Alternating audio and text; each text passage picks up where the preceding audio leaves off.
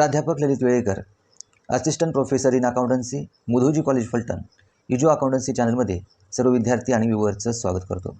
BCom part first financial accounting unit 3 branch accounting या टॉपिकमधील branch accounting concept आज आपण या ठिकाणी पाहणार आहोत.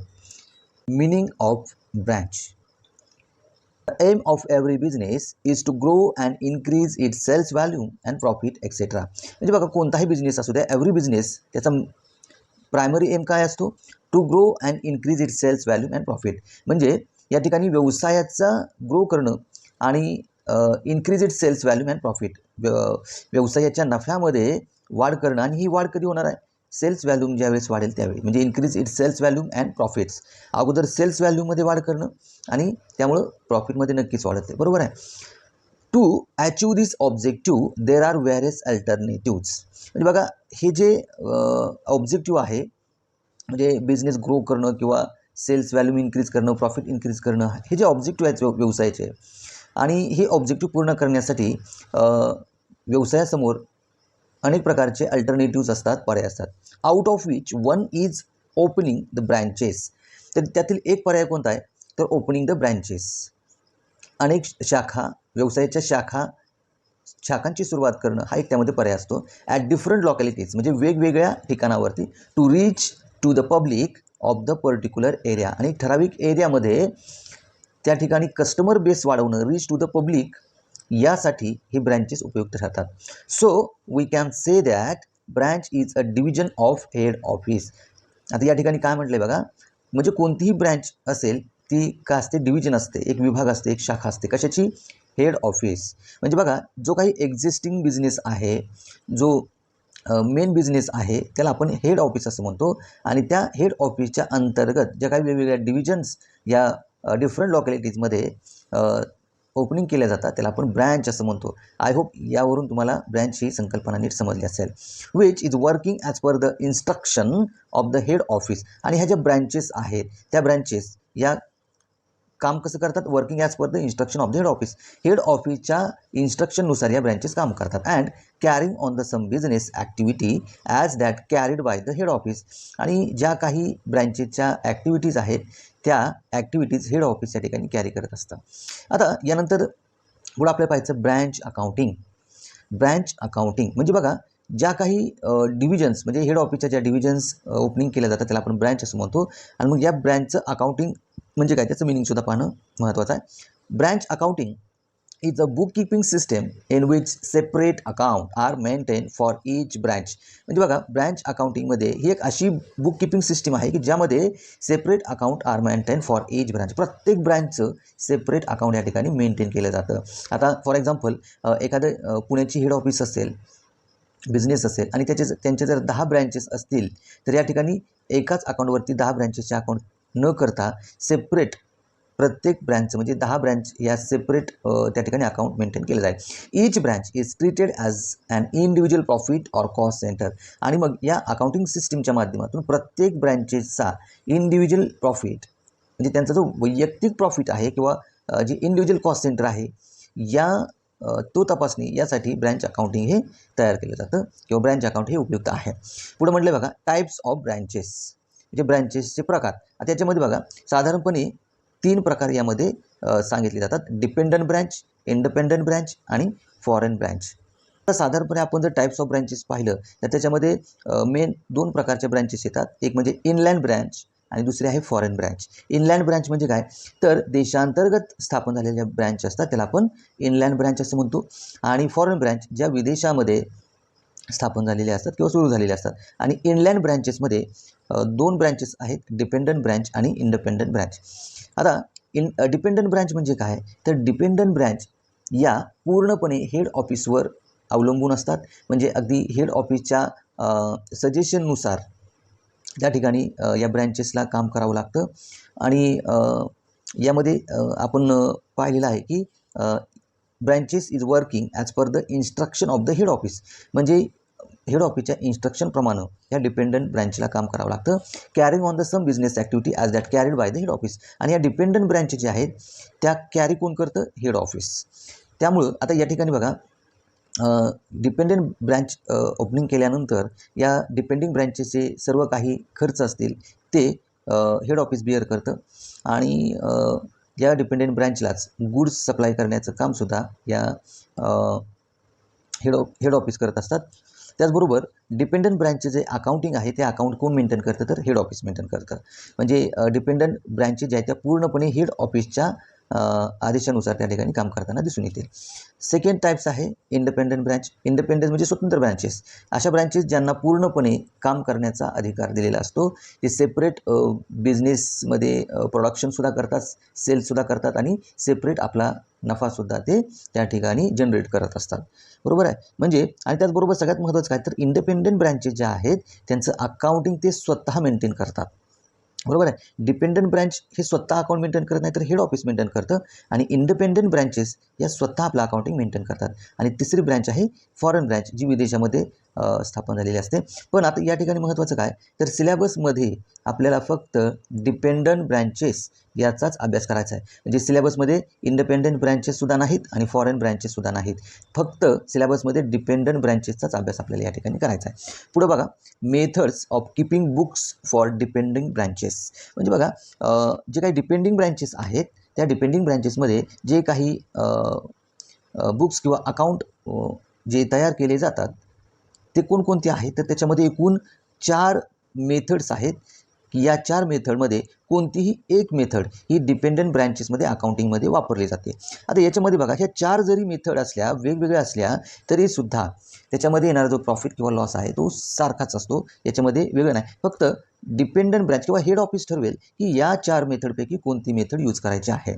यामध्ये बघा एकूण 4 मेथड्स आहेत. पहिली मेथड आहे डेटर सिस्टीम, दुसरी आहे स्टॉक अँड डेटर सिस्टीम, तिसरी आहे फायनल अकाउंट सिस्टीम आणि चौथी आहे होलसेल ब्रँच सिस्टीम. तर यामध्ये बघा आता इथं या 4 मेथडपैकी सिलेबसमध्ये 3 मेथड आहेत. कोणती तर पहिली मेथड आहे डेटर सिस्टीम, दुसरी आहे स्टॉक अँड डेटर सिस्टीम आणि तिसरी फायनल अकाउंट सिस्टीम. तर होलसेल ब्रँच सिस्टम ही आपल्याला सिलेबसमध्ये नाही, त्यामुळे ही जी मेथड आहे ती आपण निग्लेक्ट करणार. तर सिलेबसमध्ये डेटर सिस्टीम, स्टॉक अँड डेटर सिस्टीम आणि फायनल अकाउंट सिस्टीम या 3 मेथडचा आपल्याला काय करायचा आहे अभ्यास करायचा आहे. यानंतर डेटर सिस्टीम ही फर्स्ट मेथड आहे. तर या मेथडमध्ये आपल्याला ब्रँच अकाउंट आणि ब्रँच डेटर्स अकाउंट हे 2 अकाउंट जे आहेत ते तयार करावे लागतात. तर याचा जो फॉर्मॅट आहे हा फॉर्मॅट हा खूप महत्त्वाचा आहे. विद्यार्थ्यांनी याचा स्क्रीनशॉट काढून घेतला तरी चालेल, कारण या फॉर्मॅटशिवाय आपल्याला प्रॉब्लेम हा सॉल्व्ह करता येणार नाही. बरोबर आहे. त्याच्यामुळे हा फॉर्मॅट हा विद्यार्थ्यांनी काळजीपूर्वक पाहणंसुद्धा आवश्यक आहे. तर डेटर सिस्टीममध्ये आपल्याला ब्रँच अकाउंट हे ओपन करावं लागतं आणि हे फक्त एवढं एक अकाउंट हे महत्त्वाचं अकाउंट आहे. तर यामध्ये काय म्हणलं in the books of head office, म्हणजे हेड ऑफिसच्या पुस्तकामध्ये आपल्याला हे ब्रँच अकाउंट तयार करायचं आहे. तर यामध्ये बघा पर्टिक्युलर रुपीज पर्टिक्युलर म्हणजे डेबिट आणि क्रेडिट साईड या 2 साईड आपल्याला या ठिकाणी दिसून येतील. आता हा जो फॉर्मॅट आहे हा सिस्टमॅटिक आहे. बरोबर आहे. आता यामध्ये बघा डेबिट साईडला सुरुवातीला काय म्हणलं आहे टू बॅलन्स ब्रॉट डाऊन, म्हणजे हा ओपनिंग बॅलन्स आहे. हा ओपनिंग बॅलन्स कशाचा घेतलेला आहे असेट इन द बिगिनिंग, म्हणजे ज्या काही ओपनिंग असेट आहेत त्या असेट या ठिकाणी आपण सुरुवातीला ब्रँच अकाउंटच्या डेबिट साईडला घेतो. यामध्ये stock, debtors, petty cash, furniture, prepaid expenses आणि अदर असेट ज्या आहेत त्याचा ओपनिंग बॅलन्स आपण डेबिट साईडला घेतो. आता यानंतर या फॉर्मॅटमध्ये बघा इकडं क्रेडिट साईडला इथं म्हणले by balance carried down closing balance of asset, आणि ज्या पद्धतीनं ओपनिंग बॅलन्स आपण डेबिटला घेतो त्या पद्धतीनं क्लोजिंग बॅलन्स आपण क्रेडिटला घेतो. By balance carried down closing balance of asset, ज्यामध्ये stock, debtors, petty cash, furniture आणि प्रीपेड एक्सपेन्सेस आणि अदर असेट्स यामध्ये येतील. इथं डेबिटला ओपनिंग बॅलन्स ऑफ असेट, क्रेडिटला क्लोजिंग बॅलन्स ऑफ असेट्स. आता यानंतर सेकंड याच्यामध्ये महत्त्वाचं काय बघा, आता क्रेडिट साईडला पहा by balance brought down opening balance of liabilities, म्हणजे या ठिकाणी क्रेडिट साईडला ओपनिंग या ठिकाणी ओपनिंग बॅलन्सेस येतील by balance brought down opening balance of liabilities, आणि त्याच्या ऑपोजिट डेबिट साईडला to balance carried down closing balance of liabilities. लायबिलिटीजमध्ये क्रेडिटर्स आणि आउटस्टँडिंग एक्सपेन्सेस आहेत. इकडं डेबिटला क्रेडिटर्स आणि आउटस्टँडिंग एक्सपेन्सेस. ज्या पद्धतीनं इथं असेटचा ओपनिंग बॅलन्स, इथं असेटचा क्लोजिंग बॅलन्स, इथं क्रेडिटला लायबिलिटीचा ओपनिंग बॅलन्स आणि इकडं क्रेडिटला लायबिलिटीचा क्लोजिंग बॅलन्स. ओके, या 2 एंट्रीज खूप महत्त्वाच्या आहेत. आता यानंतर बघा दुसरी एंट्री डेबिट साईडला काय होईल to goods send to branch, म्हणजे ज्यावेळी हेड ऑफिस हेड ऑफिस हे ब्रँचला काय करतं, गुड्स सेंड करतं, बरोबर आहे. तर त्याची एंट्री या ठिकाणी होईल. त्याचबरोबर आता या ठिकाणी पहा, by goods return to head office. आता इथं हेड ऑफिसनं काय केलेलं, गुड्स सेंड केला ब्रँचला, आणि इथं by goods return to head office, म्हणजे इथं ब्रँचनं हेड ऑफिसला गुड्स काय केला, रिटर्न केला. म्हणजे याच्यामध्ये बघा, जर समजा गुड्स डिफेक्ट असेल, त्याची क्वालिटी खराब असेल, किंवा त्याच्यामध्ये अन्य काही जर काही त्रुटी असतील आणि तो माल ब्रँचनं जर हेड ऑफिसला रिटर्न पाठवला असेल, तर त्याची एंट्री तर क्रेडिट साईडला होती. म्हणजे ज्यावेळी हेड ऑफिस, इथं हेड ऑफिस ब्रँचला माल पाठवेल त्यावेळी गुड्स सेंड टू ब्रँच, आणि ज्यावेळेस ब्रँच हेड ऑफिसला माल रिटर्न करेल त्यावेळेस goods return to head office. त्यानंतर पुढे म्हणलं बघा, टू बँक, यामध्ये expenses paid to head office. म्हणजे ही एंट्री खूप महत्त्वाची बघा. कारण का, तर ज्या काही जी हेड ऑफिस असते ती ही हेड ऑफिस जी डिपेंडंट ब्रँच आहे, त्या ब्रँचचे सगळे खर्च ही हेड ऑफिस बिअर करत असते. मग अशा वेळी जे सगळ्या प्रकारचे जे एक्सपेन्सेस आहेत, ते सगळे एक्सपेन्सेस कोण पेड करतं, हेड ऑफिस पेड करतं. आणि ते असे एक्सपेन्सेस पेड केल्याची एंट्री आपण टू बँक म्हणतो, expenses paid to head office, बरोबर आहे. आता त्याचबरोबर आता या ठिकाणी बघा, बाय बँक, याच्या अपोजिट एंट्री बाय बँक, याच्यामध्ये cash sales, cash collected from debtors. म्हणजे इथं जी काही अमाऊंट ब्रँचकडे जमा होते, म्हणजे कॅश सेल्स केल्यामुळे येणारी रक्कम असेल, त्याचबरोबर कॅश कलेक्टेड फ्रॉम डेटर्स, डेटरकडून आलेली रक्कम असेल, तर अशी रक्कम ज्यावेळेस ब्रँचकडे येते, ती अमाऊंट ही हेड ऑफिसला पाठवली जाते, तर त्याची एंट्री या ठिकाणी येईल. त्यानंतर आपण ही क्लोजिंग लायबिलिटीची एंट्री बघितली, तर लायबिलिटीचे ओपनिंग बॅलन्स येईल, इथे लायबिलिटीचा क्लोजिंग बॅलन्स येईल, बरोबर आहे. तर अशा पद्धतीनं आपल्याला अगदी सिम्पल मी तुम्हाला हे समजावून सांगितलेलं आहे. बघा, हा जो फॉर्मॅट आहे तो अतिशय सोपा आहे, समजायला सोपा आहे, आणि या फॉर्मॅटवरून तुम्ही प्रॉब्लेम सॉल्व्ह करणार आहात. तर अगदी सिम्पल आहे बा. इथं हा असेटचा ओपनिंग बॅलन्स, इथं असेटचा क्लोजिंग बॅलन्स, इथं लायबिलिटीचा ओपनिंग बॅलन्स, इथं लायबिलिटीचा क्लोजिंग बॅलन्स. त्याबरोबर to goods send to branch, म्हणजे ज्यावेळी हेड ऑफिस ब्रँचला गुड्स सेंड करेल त्याची एंट्री येईल. इथं goods return to head office, ज्यावेळेस ब्रँच हेड ऑफिसला गुड्स रिटर्न करेल त्याची एंट्री येईल. इथं टू बँक, ज्यावेळी हेड ऑफिस ब्रँचचे सगळे एक्सपेन्सेस पेड करेल त्याची एंट्री. इथं बाय बँक, इथं जे काही कॅश कलेक्ट होईल ब्रँचकडे आणि ती कॅश ही हेड ऑफिसला पाठवली जाईल त्याची एंट्री आहे. त्यानंतर इथं ही क्लोजिंगची एंट्री आपण बघितलेली आहे, असेट लायबिलिटीज क्लोजिंग बॅलन्सेस, बरोबर आहे. तर अशा पद्धतीनं या ठिकाणी ह्या एंट्रीज कराव्या लागतात. आणि आपल्याला माहिती आहे, हे क्लोज करत असताना या ठिकाणी आपण क्रेडिटची टोटल करतो, त्यानंतर डेबिटची टोटल करतो. जर या ठिकाणी डेबिट बॅलन्स येत असेल तर तो प्रॉफिट असतो, म्हणून टू जनरल प्रॉफिट अकाउंट. इथं ब्रँच प्रॉफिट येईल, बॅलन्सिंग फिगर. जर समजा अपोजिट इथं क्रेडिट बॅलन्स येत असेल तर तो बॅलन्स काय असतो, लॉस असतो, म्हणून bye general profit and loss account, branch loss, balancing figure. तर अशा पद्धतीनं आपण डेटर्स अकाउंट सिस्टीममध्ये branch account in the books of head ऑफिसमध्ये हा फॉर्मॅट आहे. या फॉर्मॅटनुसार आपण ब्रँच अकाउंट तयार करणार. आता यानंतर आपल्याला ब्रँच डेटर्स अकाउंट एक तयार करावं लागतं.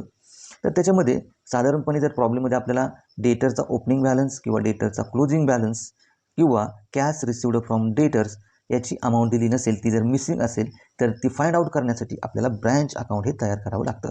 आता ब्रँच डेटर्स अकाउंटचं फॉर्मॅट काय बघा. पहिल्यांदा डेबिट साईडला टू बॅलन्स ब्रॉट डाऊन, म्हणजे या ठिकाणी डेटरचा ओपनिंग बॅलन्स डेबिटला येईल. इथंच बघा क्रेडिट साईडला इथं डेटरचा क्लोजिंग बॅलन्स येईल, बरोबर आहे. त्याचबरोबर डेबिट साईडला टू सेल्स, जर क्रेडिट सेल्स असेल तर तो आपण डेबिटला घेतो. त्यानंतर क्रेडिट साईडला बाय कॅश, त्यानंतर by allowances, by discount, by bad debts, by return. हे जे एकूण 5 ट्रान्झॅक्शन आहेत, तर ते 5 ट्रान्झॅक्शन आपण या ठिकाणी घेतो. तर विद्यार्थ्यांनी लक्षात ठेवलं पाहिजे, डेबिट साईडला म्हणजे ब्रँच डेटर्स अकाउंटचे डेबिट साईडला टू बॅलन्स ब्रॉट डाऊन, इथं ओपनिंग बॅलन्स येईल. इकडं क्रेडिट साईडला क्लोजिंग बॅलन्स येईल, by balance carry down closing balance. त्याचबरोबर क्रेडिट सेल्स आपण डेबिटला घेतो. त्यानंतर by cash collection from debtors, त्यानंतर अलाउन्सेस, डिस्काउंट, बॅड डेब्ट्स आणि बाय रिटर्न्स गुड्स. तर ह्या एंट्री आपण क्रेडिटला घेतो आणि याच्या साईडला आपण ब्रँच डेटर अकाउंट तयार करतो. आता या ठिकाणी महत्त्वाची नोट दिलेली आहे ती विद्यार्थ्यांनी काळजीपूर्वक पहा. यामध्ये काय म्हटलं, if opening debtors, closing debtors and cash received from debtors is missing, जर आपल्याला ती प्रॉब्लेममध्ये गिव्हन केलेली नसेल, a branch debtors account should be prepared to find out the missing items as balancing figure.